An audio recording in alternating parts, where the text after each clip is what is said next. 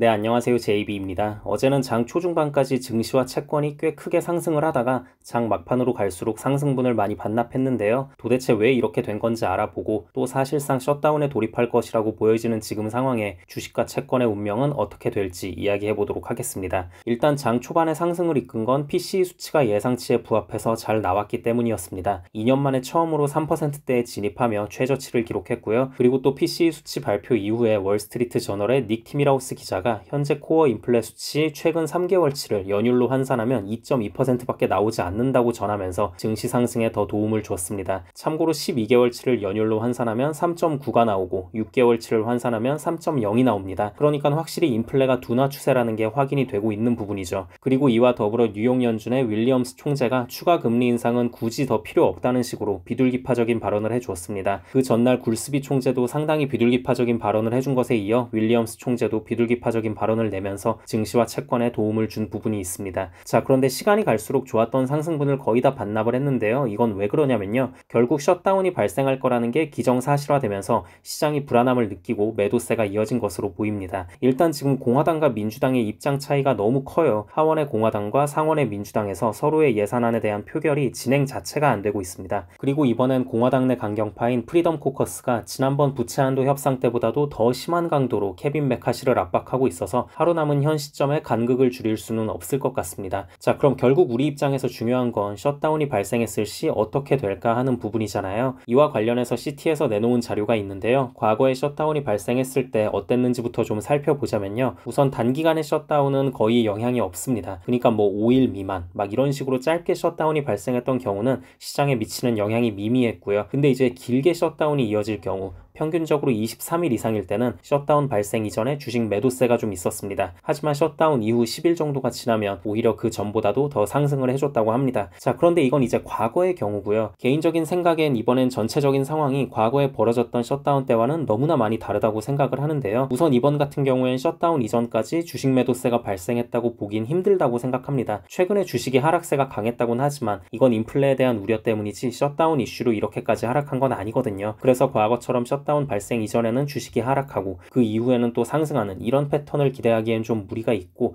차라리 그 반대로 작용할 가능성이 좀 더 크다고 보고 있습니다. 자, 그리고 결국 핵심은 이거잖아요. 이 셧다운이 발생한다고 했을 때 장기화될 거냐 아니면 단기적으로 짧게 끝날 거냐, 이 부분이 상당히 중요한데요. 저는 장기화될 가능성이 더 높다고 생각을 합니다. 왜냐면 지금 전 세계가 다 마찬가지겠지만 좌파와 우파의 갈등이 갈수록 극단적으로 심해지고 있습니다. 정치 사상의 차이라는 게 워낙 민감한 부분이기 때문에 옛날부터 그래 왔다곤 하지만 최근 들어서 유튜브나 다른 SNS들이 더 발달을 하면서 더욱더 심해진 부분이 있어요. 한국만 해도 그렇잖아요. 요즘 인터넷 보면 뭐만 하면 너 이찍이야? 야, 그러는 너는 1번을 찍냐? 야, 어떻게 그럴 수가 있어? 어떻게 그쪽을 지지하냐? 아, 혐오스러워. 넌 인간도 아니야. 한심한 놈. 이러면서 엄청나게 갈등이 심하잖아요. 미국도 마찬가지거든요. 미국도 지금 공화당과 민주당 지지자들이 서로를 심하게 혐오합니다. 단순히 뭐 생각의 차이고 정치 사상은 다를 수 있고 다름을 인정해야 하고 뭐 이런 말 안 통합니다. 이따위 말 하는 사람 있으면 바로 그냥 아웃입니다. 그래서 이런 상황엔 조금이라도 밀리거나 타협하는 모습을 보이면 선거에서 완전 악영향을 끼치게 돼버리는 거예요. 지난번 부채 한도 협상 때도 보면 사실상 민주당이 원하는 대로 다 흘러가는 모습을 보면서 공화당 지지자들이 공화당에 엄청나게 실망하고 실제로 지지율이 많이 떨어졌었거든요. 그때 학습 효과가 있기 때문에 이번엔 공화당에서도 절대 그냥 물러서진 않을 것으로 보고 있습니다. 그리고 이미 또 서로 여론전에 들어갔어요. 백악관에서는 연방정부가 폐쇄하게 되면 공화당에서 합의 안 해줘서 폐쇄한 것으로 몰아가려고 벌써부터 이건 공화당 폐쇄다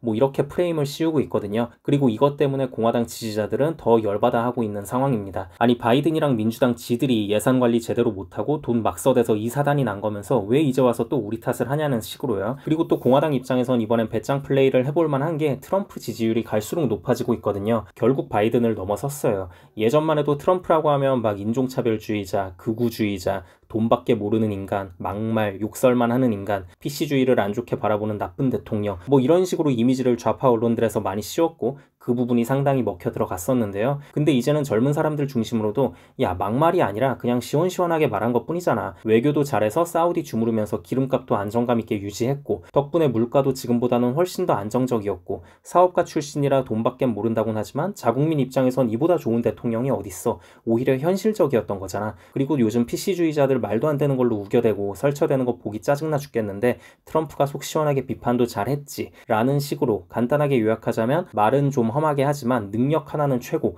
이렇게 이미지가 형성이 되고 있거든요. 거기에 또 지금 미국의 자동차 노조의 파업이 갈수록 심해지는 것 또한 바이든 정부엔 부담인 부분이고요. 뭐 이래저래 공화당 입장에서는 민주당의 요구에 끌려다닐 이유가 없어졌다는 게 이번 셧다운 사태가 장기화될 수 있는 부분이지 않을까 싶습니다. 네, 아무튼 그래서 셧다운이 발생하면 단기적으로는 미국에 대한 불안함으로 주식과 채권이 모두 하락할 수도 있겠지만, 셧다운 사태가 장기화되면 안전자산인 채권으로 자금이 쏠리면서 채권이 의미 있는 반등을 할 수 있는 기회가 되지 않을까 싶습니다. 네, 그럼 슬슬 마무리하자면요. 오늘 제가 말한 부분은 그냥 많은 시나리오 중에 하나일 뿐이고요. 이런 예측이 무의미하게 셧다운 자체가 발생하지 않을 가능성도 물론 있긴 합니다. 발생한다고 해도 단기적으로 끝날 것이라고 보는 기관들의 의견이 더 많기도 하고요. 그래도 뭐 이렇게 저렇게 여러 가능성을 열어두고 시장을 기다리면 또 그 나름의 재미가 있으니까요. 그저 한 개인의 의견으로만 가볍게 들어주시면 좋겠습니다. 그럼 다음 영상에서 뵙겠습니다. 감사합니다.